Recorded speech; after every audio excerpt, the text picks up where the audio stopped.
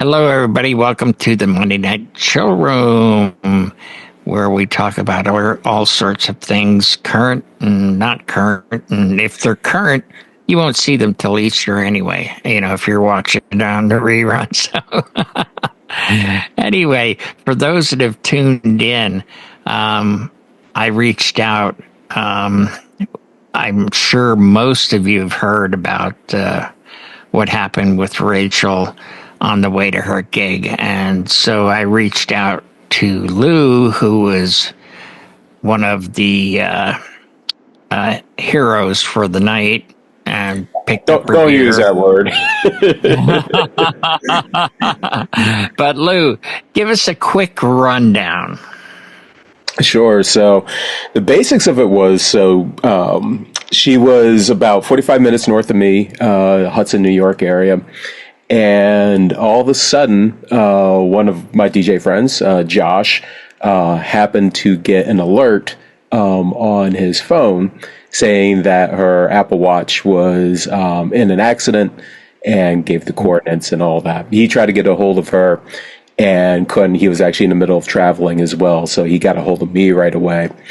And it took a little while to actually get a hold of her. She was, of course, in the midst of dealing and mitigating with everything that was going on. The short of the accident was a car basically drove through an intersection, completely ignoring a stop sign, never touched the brakes, and T-boned her truck, bad enough where the truck, she couldn't even open up the rear gate. So it was twisted enough that they basically had to kind of shoehorn all the equipment out. But because of that alert, basically, within 3 minutes, I was already gathering clothes and basically getting ready to hit the road to see if she was going to be hospital bound, what did she need and all. She, as stubborn, and I love her for it at all, but she's super stubborn and wanted to make sure she did the event. She felt confident enough to do that. So there was a local DJ that at least got her equipment to the location, help her set up, and then I came in towards the tail end of the night to help her strike down and everything. And I actually kind of timed it in a way that I figured her adrenaline was actually going to kind of start wearing out. For EMT, I've unfortunately seen many of these accidents and know what a lot of people go through in it. So by the time I got there, she was like, yeah, I'm starting to feel it now. I kind of figured that. But she plowed through the remaining time of the night, helped her strike, and, basically, allowed her to vent, all her frustrations and everything going home, because it was a very trying time. And she was the consummate professional, being able to do what she needed to do. I threw a quick video on this up. If anybody's in an accident like that, they should always, basically allow other DJs to help out for the event, because the reality is, while she did go to the ER yesterday and she got a clean bill of health, the reality is she is sore as hell right now. She would like to have been on the show today, but she just doesn't have the energy right now. And the reality is, any kind of accident like that, any kind of traumatic episode, you're never going to be fully in your right mind. And even if you plow through an event, it's always nice to have at least some supporting staff with you. If not, be in a hospital and just allow your body to recover and everything. But I probably would have done the same. I'm just as stubborn, where I've been like, nope, I'm alive. All my appendages are on me. The show goes on. But it's it's a trying episode for anybody to be in an accident like that, especially on the way to an event. And she just had the brilliant foresight of putting, I think she had at least 2 DJs on her emergency contact list. I've added people to my emergency contact list as well. Couple DJs, especially a multi-op in the area. So God forbid if something was drastic to happen, they can gather information. They can get a hold of people to get the data that's necessary for that event, and being able to carry on all that. Right. Thank you, Lou. What's important to me is how she mentioned that it was an Apple Watch, and that you got one too. no offense against Apple people or Android people, we're not about that at all. They do make them for Android. So, And it's pretty much Apple. any modern. I want to say it's the last 2 years, and I actually went to the video that I put up. There are a number, the Pixel phone, a lot of the latest iterations of Android OS that's out there. They all typically have not only the ability to do crash broadcasting, essentially, but some of those also will do satellite connection. So if for some reason you don't have a typical cell or data, it does do the minimal data stream it needs to contact to a satellite, so that way it can inform emergency services and all that. So at least pinpoints your location. But yeah, it's relatively platform agnostic, and it's nice having the Apple Watch, but there are plenty of other devices that you can connect. And there's actually services as well. Some of the insurance companies now, with their apps, will use the same same tech that's built into the phone to also broadcast to them as well, if that's something that you would want to enable in your side. But it's great technology, and again, Rachel had the brilliant foresight to use it to her advantage in this case for sure. Yeah, and in my case, especially at my age, I have this. I could help. Yep. I've fallen. I can't get up. Yep. Yeah, there are specialized devices out there for it. There's actually special watches as well. Garmin has one, and I think there's another one that are made for, a little bit, typically more for older people. But if you're not comfortable wearing a typical Apple Watch or something like that, there are other devices that you could do. And again, God forbid if that accident was worse, and it was a bad accident. Like I said, being an EMT, I've seen so many accidents where the results looking like that were far worse. And both her and the other driver that was in there were extraordinarily lucky. Yeah, I'm sure. So, does anybody else have anything they would like to add to that? As far as backup and safety. I mean, we do have rear view cameras and so forth. Yeah, definitely get cameras. Matter of fact, I pulled the one out of my car. It's over here. I think I paid $50, $60 for it. Does like 3 days of recording, and it just loop records. She didn't have one on her car, but again, to have evidence just in case if something were to happen, and it's of course not your fault, it's really beneficial to have that data. And God forbid if you're a content creator, hey, now you got time lapse video of going to an event. You can use these for more than just mitigation purposes. Right. And I always had a contact list, a general contact list of people to get a hold of if somebody knew that I was in trouble. But again, having something like SOS contacting is just, 90 seconds. She had 911 calling. I know Josh was calling her. I know I was calling her. I mean, you can't get any quicker than that. Right. Brian, now you've been in some situations where you needed help. What would you do in any situation? Well, I'm hearing about all of this for the first time, so this is new to me. I didn't hear about this, and I hope that she's okay. I hope that she's going to be okay.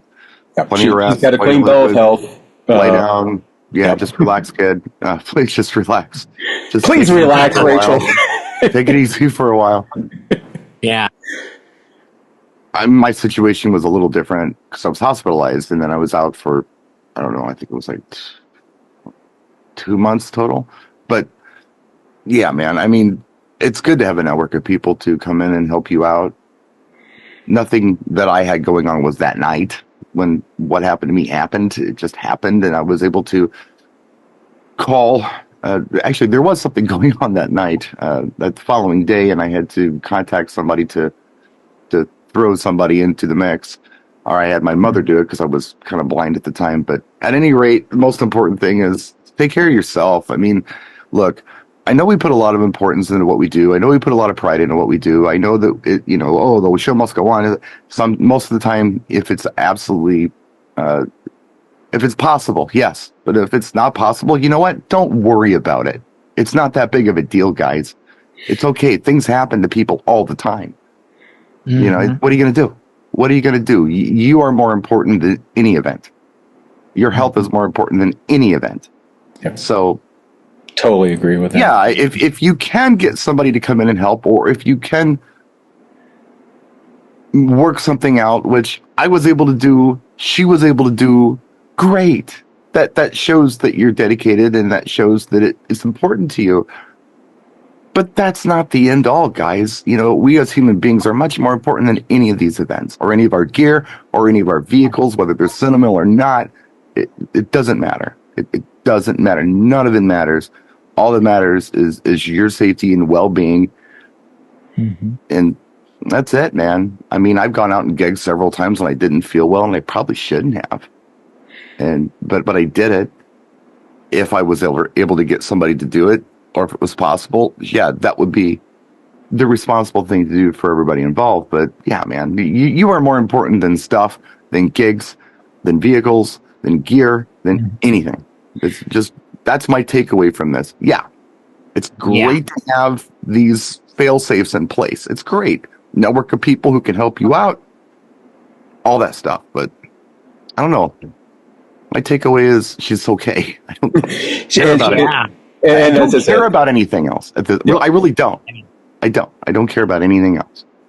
If it was a 50th anniversary party, right? Yeah, it was actually it was a surprise retirement party, so it wasn't like a wedding or right. They would have been retired regardless of whether or not there was a DJ or not. There would have been people there to, you know, celebrate them, and it's guys, come on, it's you want to keep a reputation up, but within reason, you know, within reason. I think in her case, and I get it too, because the adrenaline is pumping. You know, she generally felt fine, and basically the entire time that she was standing there and all that, she was like, you know, she had a little scrape here, you know, some soft tissue things, but she was generally feeling fine because, of course, that adrenaline is pumping. Well, there's a point where that, you know, stops. Adrenaline goes away. And basically, as soon as, you know, that last hour, she was starting to feel a little bit. By the time she was sitting in the car, she was really feeling it. And again, I've seen many of these accidents where people have internal trauma, like literally chest bleeds, stomach bleeds, brain bleeds. But the adrenaline is pumping. You don't know it until your body just collapses. And what good are you to do your next event or your next 10 events or 20 events if you don't, you know, take care of yourself? And again, I can't blame her, because she felt the way that she felt, and she has that drive. And again, I'm kind of the same way. You know, I probably wouldn't have in that case, just because I've been in a situation like that before. But she hasn't. And a lot of people haven't. It's just one of those things where, when you are in crisis and there's a crisis situation that comes up, we go into problem solving mode. There are some things we have no control over. This accident happened. She has no control over that. It happened. But you can't worry about what you can't do. You worry about what you can do something about. So you go into this problem solving mode. But I can tell you from personal experience, a lot of more personal experience than I'd like to admit, there are some times when the crisis isn't necessarily something that has put you in a rational state of thought. So the story I wish I was hearing here, honestly, is that she got in an accident. She's okay. And somebody stepped up and said, hey, let me handle this for you. And would take no which I did. Wouldn't take no for an answer. And I'm just going to be there and I'm going to do it. And you just need to go home. I had already attached my trailer. I had all my stuff in there. And she's like, no, I want you to stay home. Come a little later. I'm already got here. And I was like, are you sure? You're sure? I must have at least half a dozen times. And I was just like, you know what? You're the boss. Nah. You know, I'm not going to, you know, push myself over on anybody in that regard. No, but the reality is, I had hoped the same. Is like, listen, anybody, especially in a party like that, anybody could have really done that. Anybody could. Right. This isn't like it was a but even in occasion of a wedding, it's a good, you know, good philosophy to at least have, you know, something on paper, something Paper. on file. Thank you. Paper. Everybody wants to put this on tablet. No, put it on paper so you can hand it to somebody. Because you can just hand it to So if somebody. you get in an accident, your tablet gets cracked and destroyed, you can hand it to somebody. Paper. Thank you. Everybody wants to do tech everything. I mean, you got to put some stuff on some old school media so people can actually look at it and use it besides yourself. Yeah. And that's the way you always have to approach it. And that's the way I've always hit all my events is like I do a lot of my data gathering. A lot of times I memorize it anyways, but I don't do it for myself. I actually do it just in case if I have a disaster. And, truth be told, my IT background being in disaster and continuity of operations, I literally wrote the book on the FBI and Department of Justice on their services. So I've always been like, if I die, who takes the mantle, who runs the torch for what things need to happen. I think not that we should need to be that grim, but we should always think like if we're incapacitated for any amount of time, our customers are of course a high priority, but who can take this and sufficiently do what needs to be done? And I think in any case, even the most important events out there, that a couple will be, gracious enough to be like, since it's just got in an accident, this is what's filled in. They're not going to have any kind of problem or anything like that. Or at least they shouldn't. Absolutely. Well, Buddy's in my local, relatively local area. I mean, he's a state away, but it doesn't matter. If Buddy would have called me and said, "Hey, look, I've gotten in an accident. I'm going to get some people to get me to this gig." I'm like, you know what? Take care of your stuff. I'm on my way. Just give me the address. I'm heading south. So I told you before that nothing you can do about it. I'm just coming. So take your time and handle your business. I told you before I was not feeling 100%. I was like coming this close to calling you. And that's the thing. It's having that network of friends that you can rely on. She got a hold of you. She got a hold of a few other people. That's important. Now, with my situation, a little different because my wife works with me in the business. So she's riding with me in our van. And, it's one of the things, it's not just me possibly getting hurt, it's my wife getting hurt too. So that's two people who had, I got another person I have to worry about as well. And because the way she is and because the way we do things, we have everything on paper. So we could give it over to someone, hand it over, say, here, take it, run with it. You can do the whole entire thing with all the paperwork. But it is very much very important. And thank God she's okay. Thank God Rachel's okay. But having that network of friends and family and people you can rely on, and you can make one phone call, or in her case, her technology follow suit and got a hold of everyone. I feel that's very, very important and very good for her. Thank God she's okay. Reminds me of the conversations that I used to get when I was having meetings with clients when they would say things like, well, what if something happens to you? It's like, God, how grim. Okay, well, I have a backup plan, but let me ask you this. What if something happens to you? It's like, well, what do you mean? It's like, well, I don't know.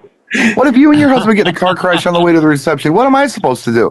Oh, I had that happen. That's a terrible thing to think about. It's like, well, yeah, okay. Yeah, bring the Ghostbusters mobile and do it right there at the accident scene, right? Wow. Well, let's see. We got K-Dog. Did you need anything to add before we close this shop up? The only thing I can think of, and it's not really something I currently do, but if you're doing an event and you have a partner and they come separate, you have that as a lifeline that you can sort of hand. It may be not ideal, but you can have that person sort of take that final mile, and get it across the finish line. So that sometimes it might be a reason to get a partner.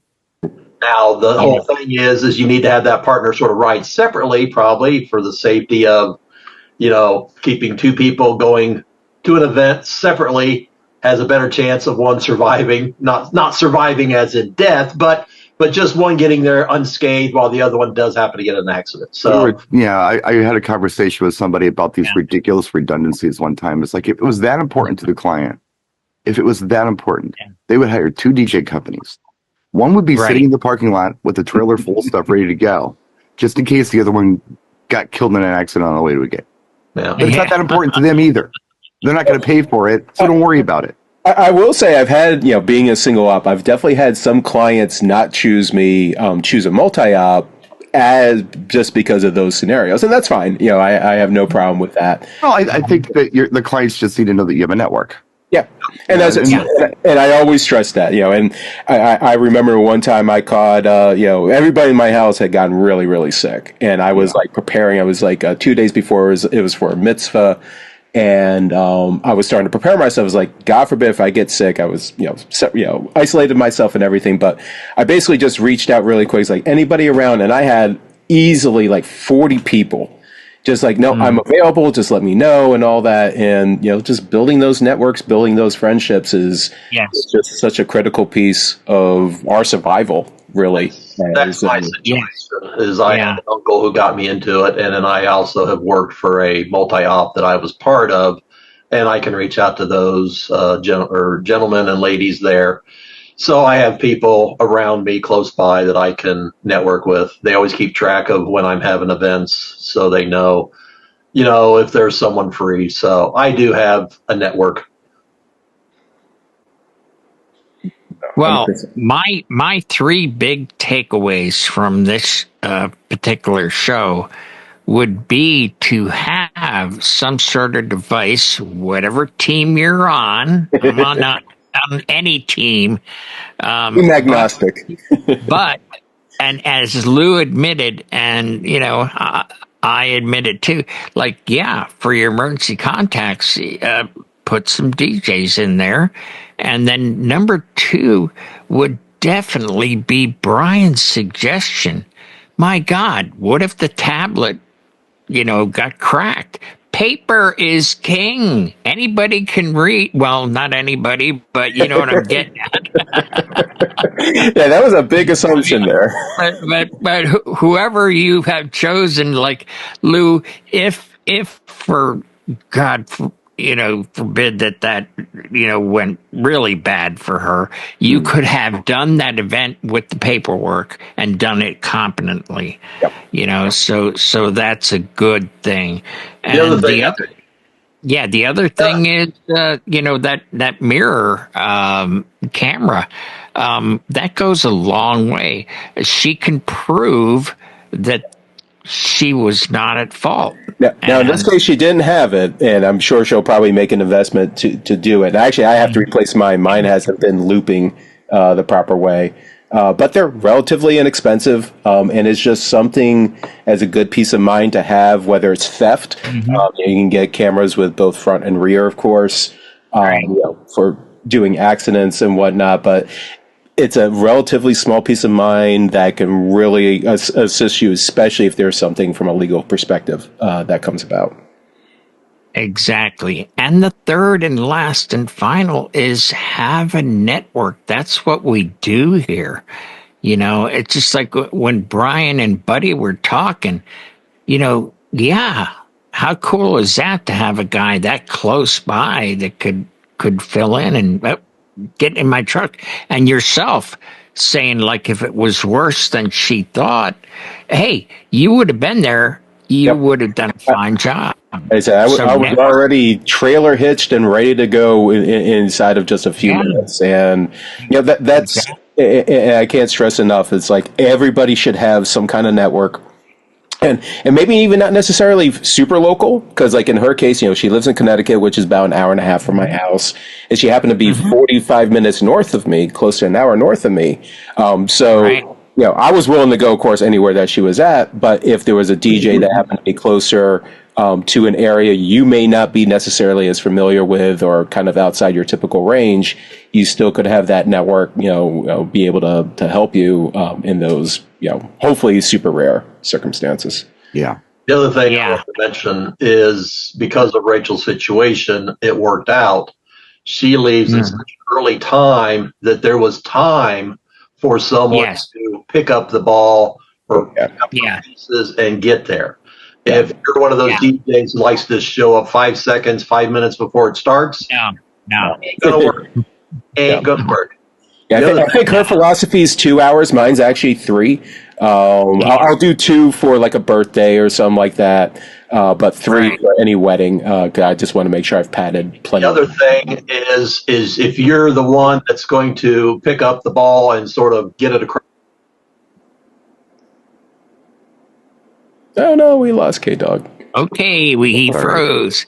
There he goes. And, Brian and I have talked about this through the years about, having a little Zen time for ourselves. Like we've gotten there, we've set up, now we've got an hour or two, and just walk the grounds. Don't listen to music. I'm just, have a smoke if that's your thing.